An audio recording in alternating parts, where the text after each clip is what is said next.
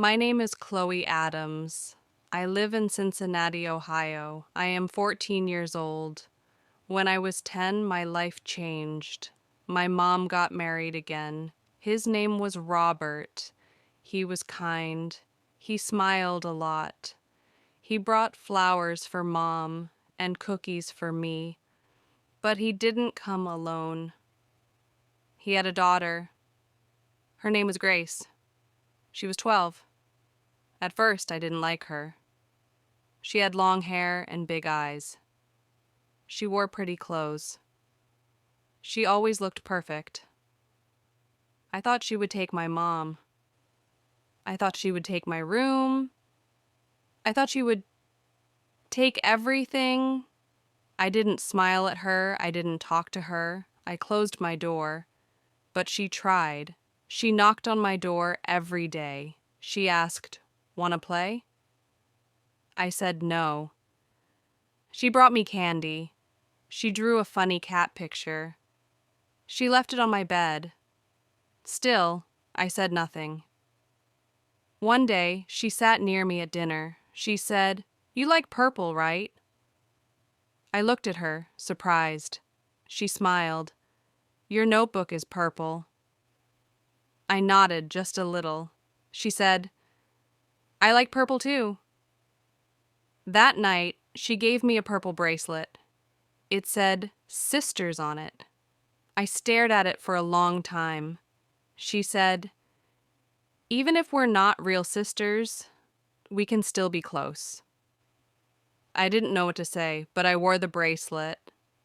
Next day, we sat together after school. She showed me her drawings. They were beautiful. Cats, flowers, stars. I laughed for the first time. She laughed too. We played card games. We watched cartoons. We sang silly songs. One day, she said, "Chloe, I'm glad you're in my life." I felt warm inside. No one said that to me before. We started calling each other sis.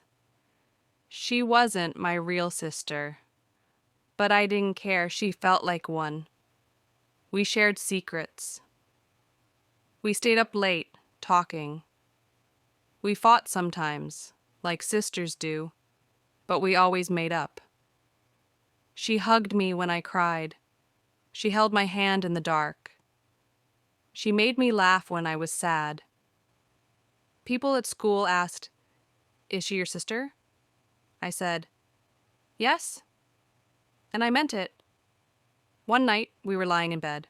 She said, "What if we grow up and forget each other?" I said, "Never."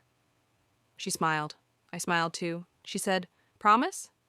I said, "Promise." Then she said something strange. "If I ever go away, please don't forget me." I said, "Go where?" She looked at the ceiling. "Just away." I thought she meant college or moving. I didn't think much about it, but I should have. That night she hugged me tighter than usual. I didn't know why. I just hugged her back. I didn't know it was the last time. After that night, things changed. Grace got quiet. She didn't run around like before. She didn't laugh as much. She looked tired. Her eyes had dark circles. She said, "I'm just sleepy." But I knew something was wrong. One day I saw her crying. She wiped her eyes quickly. I asked, "What happened?" She said, "Nothing. I'm okay." But she wasn't. Then she stopped going to school. She stayed in bed all day. She said her stomach hurt. She looked pale. Mom and Robert took her to the doctor. I stayed home and waited. The house felt too quiet. When they came back, Mom was crying. Robert held her hand. Grace looked down at the floor. I ran to her. "What did the doctor say?" She looked at me. and whispered, I have something bad inside me. I didn't understand. She said, it's called cancer. I froze. She said, I might get better. I held her hand. Of course you will, I said, but my voice shook. After that, she went to the hospital a lot. She lost her hair. She wore a hat all the time. She didn't want people to see. I told her, you're still beautiful. She smiled, a weak smile. I drew pictures for her. I read her funny stories. I brought her our favorite cookies. Sometimes she smiled. Sometimes she just slept. At night, I cried in my bed. I missed the old days. I missed her loud laugh. I missed our silly songs. Mom tried to be strong. Robert sat quietly most days. The house felt heavy, like no one could breathe. One evening I sat next to Grace. She was looking at the window. The sun was setting. She said, do you believe in heaven? I said, I don't know. She said, I hope it's real. I want to go somewhere happy. I started crying. Don't say that, I said. She touched my hand gently. It's okay, Chloe. I'm not scared. I said, but I am. She said, even if I'm not here, I'll always be your sister. I hugged her tight. She was warm, but weak.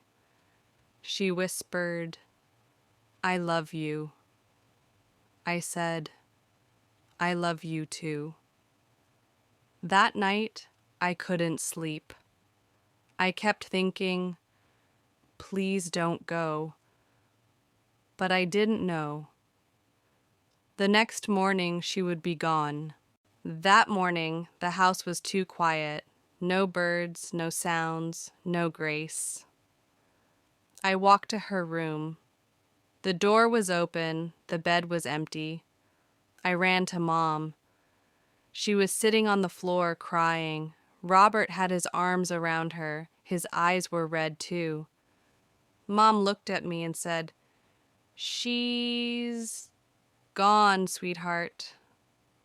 I felt cold, like the sun disappeared, like the world stopped. I didn't cry at first. I just stood there. My feet wouldn't move. My hands felt heavy. She can't be gone, I said. She promised. She said we'd grow up together. No one answered. That night I lay in my bed. I held the purple bracelet she gave me. It still said sisters. I stared at the ceiling. I remembered her laugh, her silly jokes, her warm hugs. Then the tears came. Slow, then fast. I cried into my pillow. I miss you, Grace. Days passed, then weeks. The house felt empty. Her room stayed the same. Her drawings were still on the wall. Her hat was on the chair. I started writing letters to her. Dear Grace, today I made a new friend. Dear Grace, I wore your favorite socks. Dear Grace, I still remember your laugh. It helped me feel close to her. Sometimes I dream about her. We sit under a tree. She smiles. We talk. When I wake up, I feel warm, like she's still near. At school, people asked, are you okay? I said, not really, but I'm trying. One day, I spoke in class. I told them about Grace. I said, she wasn't my real sister, but she was my heart. My teacher cried. So did some kids. After class, a girl came to me. She said, my brother died too. We hugged. I realized something. Pain can connect people, even strangers. Now I help others who are sad. I listen to them. I tell them about Grace, how she smiled, how she stayed kind, even when sick. Grace taught me so much. She taught me how to love, how to care, how to say goodbye. And she's still with me, not in body, but in heart. I wear the purple bracelet every day. I talk to her when I feel lonely. I write to her when I feel lost. She wasn't my real sister, but she was my best friend, my guide, my light, and I will love her forever. If this story touched your heart, please like, share, and subscribe. Your support helps me share more stories that speak to the soul.